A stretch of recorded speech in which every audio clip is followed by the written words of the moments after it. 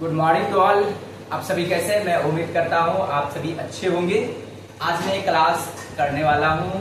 Economics का topic है the एक की मार्जिनल यूटिलिटी। ये मोस्ट इम्पोर्टेंट टॉपिक है, तो आप लोग देखेंगे। तो देखिए, चलो समझते हैं। जैसा कि हम सभी जानते हैं, इकोनॉमिक्स में रिसोर्सेज लिमिटेड होती है जबकि वांट्स अनलिमिटेड होती है। यानी कि अपने सीमित साधनों का वैकल्पिक प्रयोग कैसे करते हैं, तो वहां पे कंज्यूमर सामने में क्या होती है, प्रॉब्लम ऑफ चॉइस की प्रॉब्लम आ जाती है, तो वो अल्टरनेटिव यूज करती है। In the same way marginal utility में, यूटिलिटी का मतलब आप समझते होंगे कि utility means the wants satisfying power, यानी कि कंज्यूमर का जो वांट्स को, जो इच्छाएं होती है, उसको संतुष्टि करने का जो पावर होती है, उसको यूटिलिटी अर्थात उपयोगिता कहते हैं। अब रहा मार्जिनल यूटिलिटी, ठीक ना। मार्जिनल यूटिलिटी का मतलब ये होती है कि कंज्यूमर जैसे जैसे एडिशनल यूनिट यूजेज करते चलता है, उसको आने वाले जो यूटिलिटी होती है वो डिक्रीज होते जाती है, उसको उपयोगिता घटते चला जाता है। जैसे एग्जांपल के तौर पे मैं एक प्रैक्टिकल एग्जांपल पेश करना चाहूँगा। जैसे सपोज दैट यदि मैं एक गिलास पहले वाटर पीऊंगा, पानी पीऊंगा, तो अब जो अनदर ग्लास में पीने का जो इच्छा होगा मेरा कमते चला जाएगा। जब दूसरी गिलास पानी पीऊंगी तो और मेरा इच्छा कमेगा, फिर मैं तीसरी गिलास पानी पीऊंगा तो और मेरा इच्छा घटेगा, और चौथी गिलास जब मैं पानी पीऊंगा तो मेरा यूटिलिटी घट करके जीरो हो जाएगा। क्यों? क्योंकि मेरा इच्छाएं पूर्ण हो जाएगा, संतुष्ट, क्योंकि मैक्सिमम मैं 4 गिलास ही पानी पी सकता हूँ। इन द सेम वे अगर मैं रोटी के में एग्जाम्पल लूँ, ब्रेड का, तो मेरा कैपेसिटी है मैक्सिमम, मेरा टोटल यूटिलिटी है 4 रोटी में खा सकता हूँ। तो जैसे ही मैं एक ब्रेड का मैं इस्तेमाल करूंगा तो मेरा अब यूटिलिटी कितना बचेगा? 3 बचेगा। जैसे मैं 2 रोटी खाऊंगा तो मेरा आवश्यकता 2 बचेगा। जैसे मैं रोटी 3 खाऊंगा तो 1 अब इच्छा बचेगा। जैसे मैं चौथा रोटी खाऊंगा तो मेरा अब इच्छा खत्म हो जाएगा, क्योंकि मेरा ब्रेड से मेरा मैक्सिमम सेटिस्फेक्शन हो जाएगा। अब मुझे खाने की आवश्यकता नहीं पड़ेगी। तो अब क्या होगा, मेरा उपयोगिता जो होगा अब मेरे लिए उस ब्रेड का जीरो हो जाएगा। ठीक है। अब रहा बात यहाँ पे ये समझनी है कि मार्जिनल क्या है। मार्जिनल का मतलब एडिशनल जो यूनिट होती है उसको मार्जिनल बोला जाता है, ठीक ना। तो कंज्यूमर के पास रिसोर्स तो लिमिट है, वो क्या करती है कि मेरे पास जो लेवल ऑफ इनकम है उसको क्या मैं एक ही गुड्स पे स्पेंड कर दूं, ठीक है, या मैं और कोई गुड्स है अल्टरनेटिव में उस पर भी यूज करूं, ठीक ना। ये उसके साथ कॉम्बिनेशन आता है, सिचुएशन आती है। तो कंज्यूमर क्या है? रेशनल है। जैसे देखिए मैंने लिखा दिया, एजम्पशन क्या आपको मानना है, consumer must be rational, income of consumer is given, उसका इनकम गिवन है, अर्थात ये है कि उसका इनकम एक लिमिटेड है। और साथ ही साथ इसको क्या बोला जाता है, इसमें और सारे एजम्पशन हो सकता है। कंज्यूमर का टेस्ट एंड प्रेफरेंस अनचेंज होगा, कस्टमर्स का क्या होगा, substitution goods, the price of substitution goods are unchange, जो सब्स्टिट्यूशन गुड्स की प्राइस होगा वो अनचेंज होगा, ठीक ना। उसके बाद उसका क्या है, टेस्ट और प्रेफरेंस जो है वो सेम होगा, चेंजेस नहीं होगी। उस सिचुएशन में ये सभी चीज अप्लाई होती है। जॉब डिमांड में भी सेम है, यूटिलिटी में भी सेम है, मार्जिनल यूटिलिटी में भी सेम है।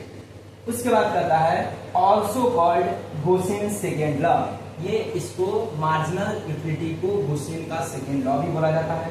लॉ ऑफ मैक्सिमम सेटिस्फेक्शन बोला जाता है।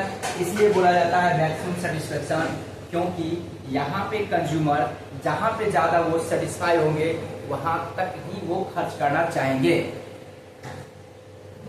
अगर वो मैक्सिमम संतुष्ट हो जाएगा तो फिर आगे वो खर्च करना नहीं चाहेंगे। उसके बाद लॉ ऑफ सब्स्टिट्यूशन, यानी कि प्रतिस्थापना का नियम। इसका मतलब ये हुआ यहाँ पे 2 चीजें हैं। जैसे देखेंगे MUX MUY, मतलब ये कि यहाँ पे marginal utility of commodity X है और marginal utility of commodity Y है। बात समझिए, यहाँ पे 2 गुड्स का एक एग्जांपल है। सपोज दैट मैं मान लेता हूँ मार्जिनल यूटिलिटी X का मतलब मान के चलिए, मैं कोई बच्चा है वो चॉकलेट भी इस्तेमाल कर रहा है, चॉकलेट, ठीक है, और उसके बाद चिप्स है। मैं अच्छा प्रैक्टिकल एग्जांपल लूंगा। अब देखेंगे बच्चे को अगर मैं 5 रुपया दे दूंगा तो बच्चा को तो मन जानते ही क्या होता है, या इन द सेम वे सब कस्टमर के साथ ऐसे ही होता है। वो चाहता है कि मोर एंड मोर गुड्स को मैं परचेज करके रख लूं, लेकिन उनके पास तो पैसा लिमिट होती है, साधन लिमिट है, तो कितना खरीदेगा, तो वो वहीं पे संतुष्ट होता है। कितना पे, जितना उनके पास मनी होता है वो उतने ही खरीद करके वो कोशिश करता है मैं बेस्ट जो मुझसे जिस गुड्स से ज़्यादा सेटिस्फेक्शन हो वो मैं गुड्स परचेज करके रख लूँ। नहीं तो हर कस्टमर का इच्छाएं होती है मैं ज़्यादा से ज़्यादा कंजम्पशन कर लूँ, मैं ज़्यादा से ज़्यादा फैसिलिटी ले लूँ, लेकिन हर कंज्यूमर हर कस्टमर्स के पास क्या है, लिमिटेड रिसोर्सेज हैं। तो बच्चा क्या करेगा, देखिए वो 5 रुपया यदि वो चिप्स पे चॉकलेट पे खर्चा करता है तो उसका टोटल यूटिलिटी कितना होगा, 30 होगा। अगर वो 5 रुपया चॉकलेट पे नहीं खर्च करके वो अगर टोटल का टोटल चिप्स पे खर्च करता है तो मैक्सिमम यूटिलिटी 39 होगा। लेकिन कस्टमर्स क्या है, कंज्यूमर क्या है, रेशनल है। जैसा कि देखिए मैंने यहाँ पर बताया कंज्यूमर मस्ट बी रेशनल, वो समझदार होते हैं। तो वो सोचते हैं ऐसा क्या क्यों ना करूँ कि मैं दोनों गुड्स पे स्पेंड करूँ और जहाँ पे मुझे ज़्यादा संतुष्टि होगा वो मेरे लिए बेनिफिट होगा, और जहाँ पे जाके उसको संतुष्टि होती है उसी को बोला जाता है क्या, law of equi marginal utility. उनको जहाँ पे संतुष्टि मिलेगा वो कॉम्बिनेशन बनाएगा। क्या बनाएगा कॉम्बिनेशन, वो देखिए वो सोचेगा मैं क्या चॉकलेट पे अगर 1 रुपया खर्च करूंगा तो 4 रुपया मुझे ये चिप्स पे खर्च करनी पड़ेगी। अगर मैं 2 रुपया अगर मैं एक्स कम्युनिटी पे खर्च करूंगा तो 3 रुपया मुझे वाई कम्युनिटी पे खर्च करना पड़ेगा। इस तरह वो कॉम्बिनेशन बनाएगा और जहां पे उन्हें मैक्सिमम सेटिस्फेक्शन होगी वहां पे जाकर रुक जाएगा, वो वही काम करेगा। उसके बाद सोचना बंद कर देगा, क्योंकि जहां पे ज्यादा मेरे को बेनिफिट होगा वही काम करते उसके अलावा मेरे पास ऑप्शन ही नहीं है, क्योंकि मुद्राएं मेरे पास सीमित है। देखिए मैंने यहाँ पर कॉम्बिनेशन बनाया, एक्स पे यदि वो 4 यूनिट्स खर्च करेगा तो वाई कम्युनिटी पे वो कितना करेगा 1। इसका मतलब उसको क्या आएगा 40 यूनिट्स प्राप्त होगी। फिर वो घटाएगा, एक्स यूनिट को 3 खर्च करेगा तो वाई यूनिट पे वो 2, वाई कम्युनिटी पे 2, तो 48 उनको क्या मिलेगा, यूटिल्स मिलेगा। फिर वो यदि 2 यूनिट्स अगर एक्स पे और 3 यूनिट्स वाई पे करते हैं तो 46। इसका मतलब आप दूसरा कॉम्बिनेशन बनाएगा तो वो घटते चला गया। इसका मतलब आउट ऑफ 3 में 48 है, आउट ऑफ टोटल में क्या है, यूटिल्स मैक्सिमम है। इसका मतलब ये हुआ यहाँ पे कंज्यूमर का मैक्सिमम सेटिस्फेक्शन हो रही है। इसका मतलब ये हुआ कि यहीं पर वो आकर के संतुष्टि प्राप्त कर लेगा, इक्वी मार्जिनल यूटिलिटी, यानी कि इसी को बोला जाता है इक्विलिब्रियम प्राइस। इक्विलिब्रियम प्राइस, ठीक ना, इक्विलिब्रियम हो जाएगा, इक्वल हो जाएगा, ठीक ना, क्योंकि इससे ज्यादा उनको संतुष्टियां मिलने को नहीं है। बातें समझ पा रहे हैं ना? हाँ, आप देखिए कॉम्बिनेशन में बताता हूँ क्यों ज्यादा है। जैसे देखिए 3 यूनिट्स वो करेंगे किस पे खर्च, एक्स कम्युनिटी पे, यानी कि 3 ये एक्स पे खर्च करेंगे, ठीक ना, तो 2 वो किस पे खर्च करेंगे, तो 2 यूनिट्स वो खर्च करेंगे वाई पे।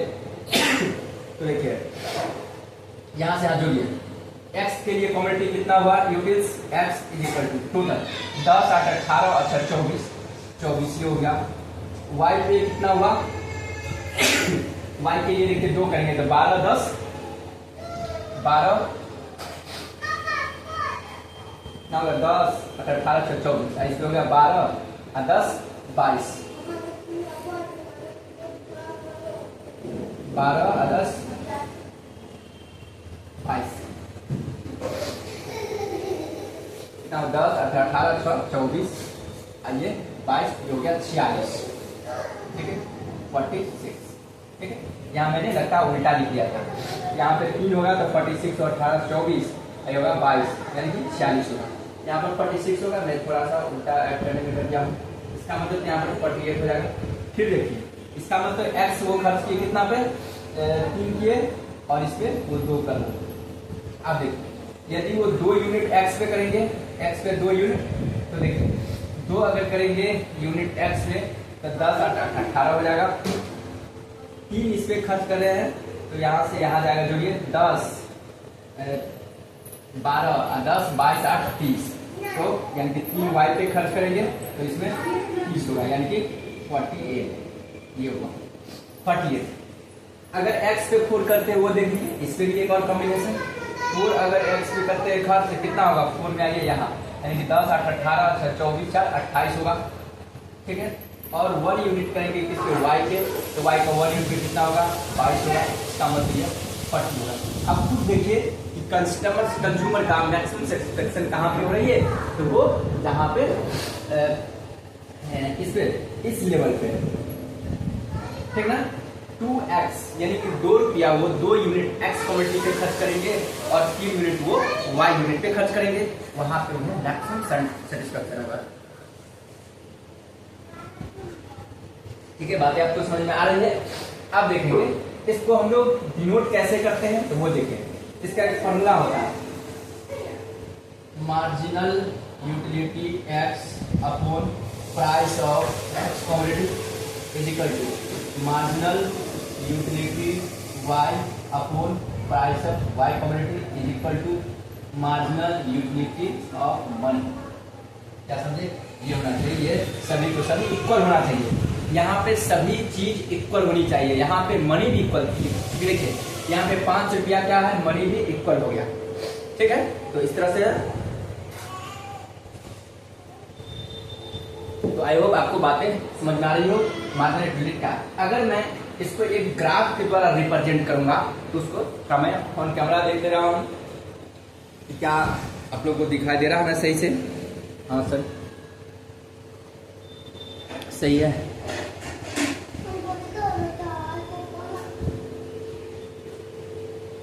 अब देखिए, अगर ग्राफ के द्वारा मैं शो करना चाहूंगा तो सपोज दैट यहाँ पे इस तरह से मैं बनाता हूँ, 2 का एक ही यहाँ पे मान लीजिए x कमोडिटी लिया मैं, यहाँ पे y कमोडिटी लिया। अगर ये ऐसे चले गए तो ये ऐसे चलेगा, तो देखिए इस लेवल पे क्या होगा, ये जो मार्जिनल यूटिलिटी, मार्जिनल इक्विलिब्रियम हो जाता है। इक्विलिब्रियम प्राइस को बोलेंगे इक्विलिब्रियम प्राइस। इक्विलिब्रियम का मतलब क्या है, जहां पर इक्वल हो गया, जहां पे marginal utility of money equal हो गया, उसको हम लोग इक्विलिब्रियम प्राइस बोलेंगे। जहां पे कंज्यूमर का मैक्सिमम सेटिस्फेक्शन होगा उसे भी इक्विलिब्रियम प्राइस बोलेंगे। तो समझ में आ गया, सिंपल सा बोलेंगे कि मार्जिनल यूटिलिटी का मतलब क्या होगा, जहां पे कंज्यूमर का मैक्सिमम सेटिस्फेक्शन मिलेगा उसको हम लोग मार्जिनल मार्जिनल यूटिलिटी बोलेंगे। Okay, bye bye, have a nice day. मैं दूसरी वीडियो में एक दूसरा सम करूंगा ताकि और आपको प्रैक्टिकल समझ में आ जाएगा। एक मैं बुक से क्वेश्चन लूंगा ताकि आप लोग को इजी बेसिस समझ में आ जाएगा। Okay, bye bye, have a nice day.